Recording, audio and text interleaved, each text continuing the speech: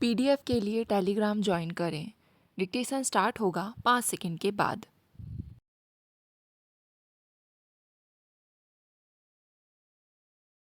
अध्यक्ष जी, हमारी उन्नति के लिए शांति की आवश्यकता है। देश में हम शांति चाहते हैं और विदेश में भी, अंतर्राष्ट्रीय क्षेत्र में भी शांति चाहते हैं। देश में तनाव होते हैं, अनेक प्रश्न उठते हैं, जैसे परिवार में और भाई बहनों के बीच में भी उठते हैं। हमने हमेशा यह समझा कि ये जो अभाव के प्रश्न हैं, ये शांति से और मित्रता से सुलझाए जा सकते हैं। यह हमने माना है और आज भी हम मानते हैं और इसी कोशिश में लगे रहे और आज भी हमारी यही कोशिश है। लेकिन यदि हमारी सीमाओं पर हमला हुआ तो फौजी हमले का सामना केवल फौजी ताकत से ही हो सकता है। कुछ ही दिन पहले मैं कुछ सीमाओं पर घूमी। हमारे बहादुर जवान और अफसर किस हालत में रह रहे हैं, कितनी कठिनाई, सर्दी और बर्फ को सह रहे हैं, यह मैं देख कर आई।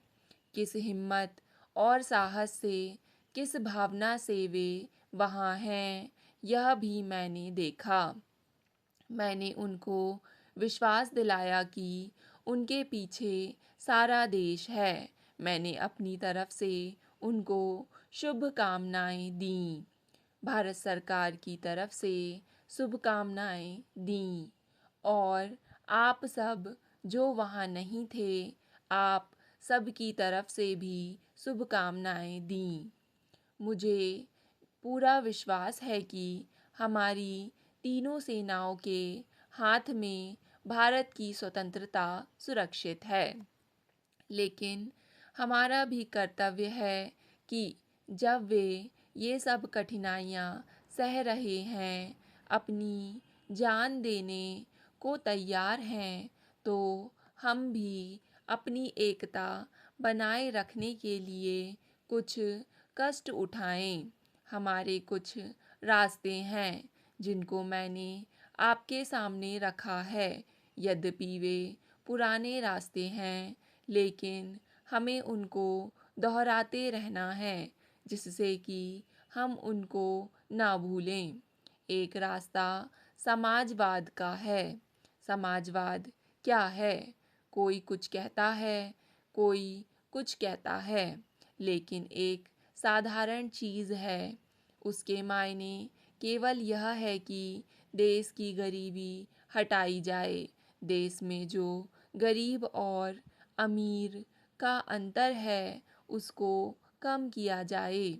हमारी जो पिछड़ी या दबी हुई जातियां हैं, चाहे वे हरिजन भाई हों, चाहे आदिवासी भाई हों, चाहे पहाड़ों पर रहने वाले हों, उनकी उन्नति की जाए, उनको हटाया जाए, उठाया जाए, उनको आगे बढ़ने का मौका दिया जाए। और जो भी धन इस देश में पैदा हो, उसका बंटवारा बराबरी से हो। यह हमारा समाजवाद है और इसका लक्ष्य हमें पूरा करना है। इस रास्ते पर हमें तेजी से चलना है। भारत के सपूतों, चाहे औरत हो, चाहे मर्द, चाहे मजदूर हो, चाहे किसान, चाहे व्यापारी हो, चाहे कारखानेदार, चाहे अध्यापक हो, चाहे विद्यार्थी, चाहे लेखक हो या कलाकार, आप सब भारत के सपूत हैं। इस बात को कभी ना भूलिए कि आपकी नसों में किन वीरों, किन महान व्यक्तियों का खून बहता है। आइए आज हम इस अविश्वास को विश्वास में बदलें। इस निराशा को आशा में बदलें, तब हम देश को मजबूत कर सकेंगे। यह बुनियाद है। अध्यक्ष जी, बहस के तरीके से यह पर्याप्त स्पष्ट है कि विपक्ष के हमारे मित्रों का वह उत्साह समाप्त हो गया है जो उनमें पिछले वर्ष था। यह बात समझ में आती है क्योंकि इस सरकार के लिए यह वर्ष चाहे जैसा भी क्यों न रहा हो, पर विपक्ष के हमारे मित्रों और राज्यों के उनके सहयोगियों के लिए भी यह मोहभंग का वर्ष रहा है। बहुत जल्दबाजी में अनेक प्रकार की पार्टियों को जोड़ बटोर कर बनाए गए संयुक्त मोर्चे हर प्रकार की धारा वाले संयुक्त मोर्चे एक एक करके समाप्त हो गए हैं। संभवतः वे स्वयं अपनी एकता के भार के नीचे दब गए हैं। कांग्रेस पार्टी अथवा केंद्रीय सरकार को बार बार इस बात का दोष दिया जाता है, पर तथ्य यह है कि जिस प्रकार से संयुक्त मोर्चे बनाए गए थे, उनमें जो विरोधाभास और कमजोरियां सहित थी, उनसे यह मोहभंग हुआ है। आज देश के सामने अनेक गंभीर समस्याएं हैं और उनमें से बहुतों का, जैसा कि स्वाभाविक था, बहस के दौरान उल्लेख किया गया है। लेकिन इनमें से कुछ समस्याएं या मसले, चाहे वे फिलहाल कितने ही अधिक गंभीर क्यों ना दिखाई पड़ें और ये कितनी भी अधिक निराशाजनक क्यों ना लगें, वस्तुतः तात्कालिक ही हैं। विपक्ष के माननीय सदस्यों ने केवल दोष ही ढूंढने की जो प्रवृत्ति दिखाई है, उसके बावजूद इन समस्याओं पर हम अवश्य विजय पा लेंगे। कुछ मित्रों ने निरंतर दोष निकालने की ही प्रवृत्ति दिखाई है।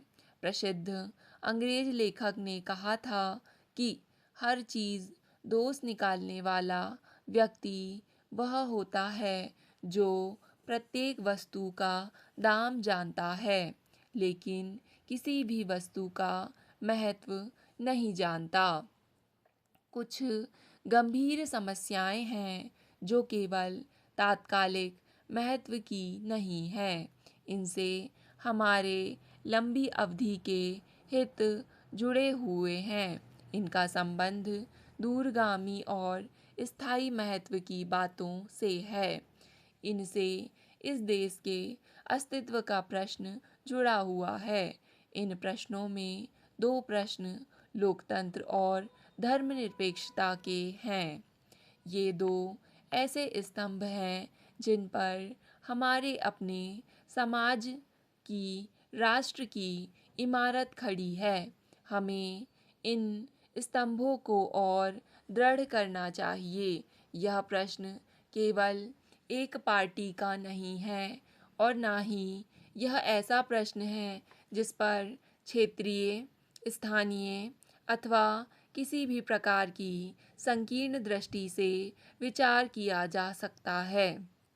इन पर इससे कहीं ऊंचे स्तर पर विचार होना चाहिए। मुझे यह देखकर बड़ी प्रसन्नता हुई कि बहुत से भाषण सारगर्भित हैं। निश्चय ही ये विपक्ष के कुछ माननीय सदस्यों द्वारा विनाशकारी क्रोध में प्रकट किए गए विचारों से अधिक स्वागत योग्य हैं। राष्ट्रीय एकता के प्रश्न पर कुछ गहरी भावना है। मेरी भी इन प्रश्नों पर गहरी भावना है और मैं इस समय इसका विशेष रूप से स्वागत करती हूँ। जबकि सारे युवा लोग और कुछ पुराने शरारती लोग गुवाहाटी, मेरठ, रांची, मद्रास और देश के अन्य भागों में हिंसा का मार्ग अपना रहे हैं। एकता कायम रखना हमारा दायित्व है। स्टॉप। डिक्टेशन पसंद आए तो वीडियो को लाइक तथा चैनल को सब्सक्राइब करें।